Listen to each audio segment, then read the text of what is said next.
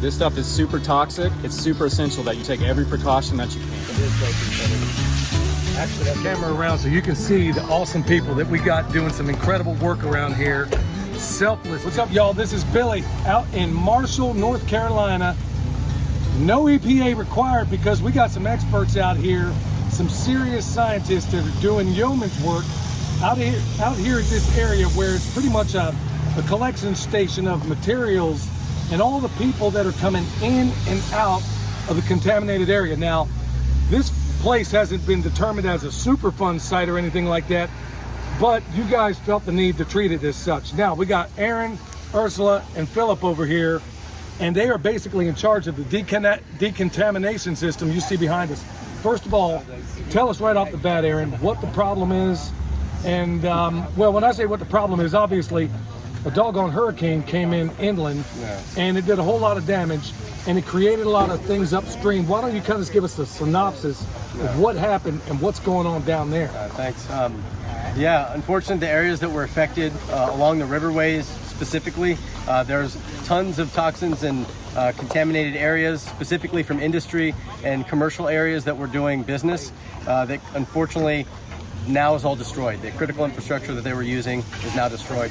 So it's safe to say that a lot of those supplies and materials they were using got effectively introduced into the system in amounts that we don't quite know yet, but we're getting soil samples to be able to get. Now, you guys are not assuming that everything's clean. You're assuming, because Ursula, you were mentioning a moment ago that people were coming back. What were the symptoms they were experiencing?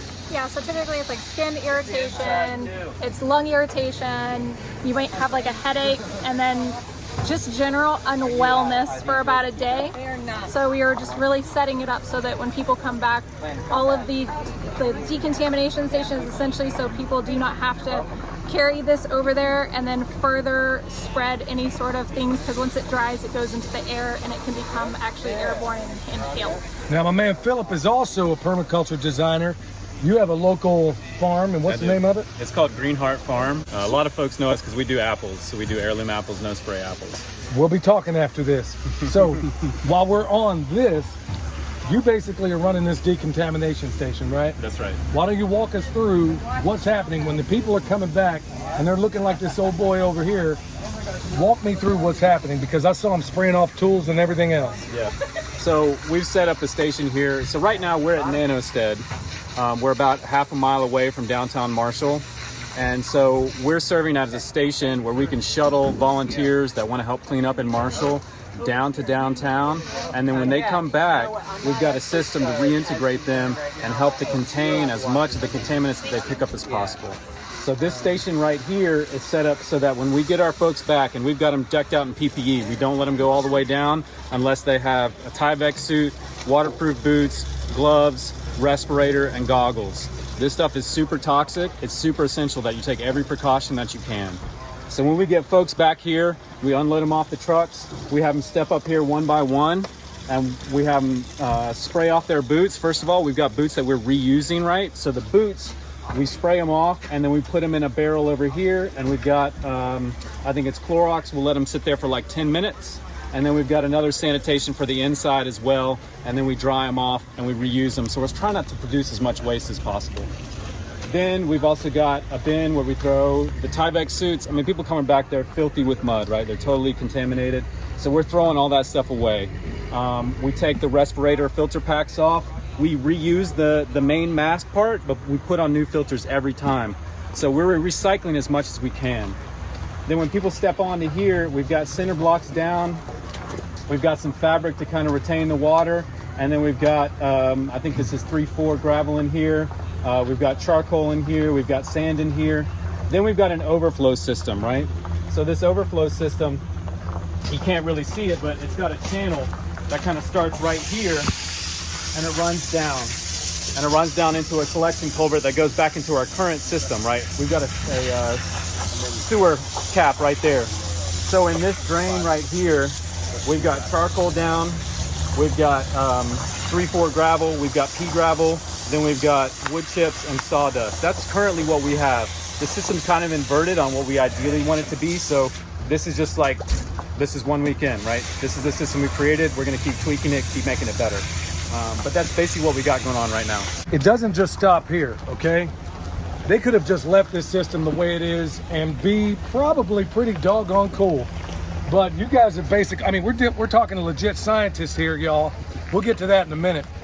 They basically put together, and they got sketches on this paper that knocked my junk into my watch pocket because I can't believe how much has gone into it. So I'm just going to kind of slip around here, and you're going to show us basically a sketch of what you've come up with, what these guys have come up with, where it's as biological as possible, and it's easy for all these communities around here that are troubled with the things that are going on right now.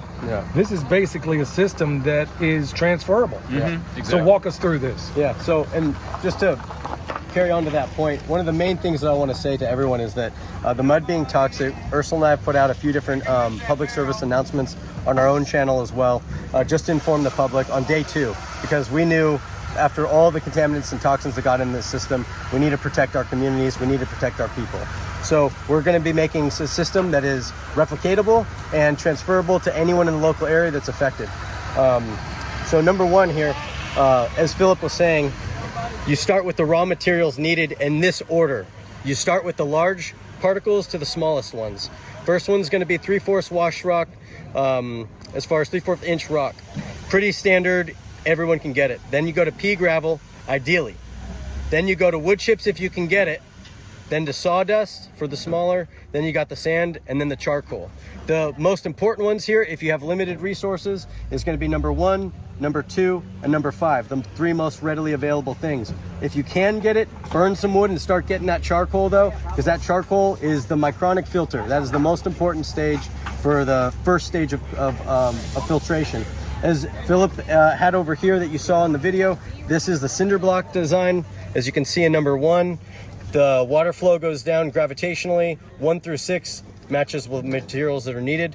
The prototype, And just to reiterate, so the charcoal is going on the bottom. So if anybody else is going to try to make a system like this, you want to start first with the charcoal, stack everything else on top sequentially. So like he said, in order. So Charcoal going on up, the bottom, up charcoal to the going, charcoal charcoal up to rock. It makes sense. So the prototype that we are looking to do, and this will be something we'll do another video on next week more than likely, are plastic totes, IVC plastic totes. They're readily available in this area of North Carolina at least. Same design, same dynamic. The difference of this is you have the open. What we're gonna do is we're gonna cut the top off of the top, and then we're gonna have the outflow spigot here. And by that point, you'll have that. That will be your first phase of cleaning. Your second phase of cleaning is going to be, ideally, the long tube phase that you hook on to the outflow of number 1. And this is phase 2. And then you do the exact same thing. Big rock all the way down to the charcoal. So this thing is twice filtered all the way through. We're going to be doing twice filtered just because we're taking the precaution. And then Philip, as he showed you, the overflow will actually be our phase 3. Do you have to go to that extent? We don't know yet. We're going to get water and soil samples from the benchmark to establish a baseline. So we'll get the benchmark from the French Broad. Then we'll come through filter number 1, then go to filter number 2, and we'll test both those waters as well. So if anybody out there has a quick contact to my man Mike Adams, the health ranger, who can test this soil for us, by all means reach out. We need to get this stuff tested, and then we need to find out whether or not the mitigation procedures are working as well as we hope. They have a business, Moonmaid Botanicals, which is down by the river, and you guys just look, here's the part. There's a little bit of serendipity involved here, because their business was down by the river, and had y'all been there, we would have lost everything. They would have lost everything. We would be at 6 feet underwater in the Capitola Mill in Marshall. You can look at the photos online. It's treacherous. It did devastation. That's where my office is. I lost my office. I'm also a body worker massage therapist. So yeah, everything's gone. So yeah, they're super fortunate. I'm so glad they got their stuff out of there. You know, but the cool thing is here's where the selfless sacrifice is really coming in, y'all. Is because they don't just, these are not just people that have businesses that are out there to profit and in tragedy aggrandize themselves. They're out here giving their products away. So tell everybody what it is y'all have and what you do, because we've had their products and we got them. In fact, they're sitting on the counter right now. So tell everybody what y'all do. Yeah, absolutely. So basically, we actually, initially we started to create herbal teas and tinctures to help with pharmaceutical replacements or alternatives. Now, that actually expanded to other things, such as we also have alternative hormone replacement therapy, which is actually the wild yam cream formulation that is now 30 years old. You can find it at moonmaidbotanicals.com. Now, today, these teas and tinctures mean a lot, especially today, because right now we need as much herbal body support for anybody who is interacting with the dust or the mud or anything that is possibly adding any sort of heavy metals or contaminants, again, that we really don't even know yet. But in the meantime, you can support your body, and that will help your body flush it out. Our body is it's a wonderful system. If you just support it, it'll really help in the long run. So if possible, if people are out there, try to be drinking herbal teas and herbal supplements as much as possible during this time. This is what I'm talking about. I mean, it's an awful tragedy that's happening out here, but man, I mean, I'm gonna pan this camera around so you can see the awesome people that we got doing some incredible work around here. Selfless people. I mean, honestly, y'all, it gets me choked up when I stop to think about the full extent of what it takes really to get an entire community out here, to get this stuff together, to get these incredible people together to do incredible things. I guess Philip had to roll here, but look, tell everybody where they can find us. Yeah, so you can find us at moonmaidbotanicals.com. We're also on TikTok under Moonmaid Botanicals. You can also just go to the website, and if you need to reach us or contact us, we will have a link on there at the very top as well, in case you're looking for any additional information with what we're doing here. We also donate 20% of our profits that we make to different organizations here. You'll see that this area, this community of Marshall, is so well stocked, it's so well run. The community has come together better than honestly any other community currently that Ursula and I have seen, and we've been in about 14 cities locally out of about the 36 that have been devastated and destroyed.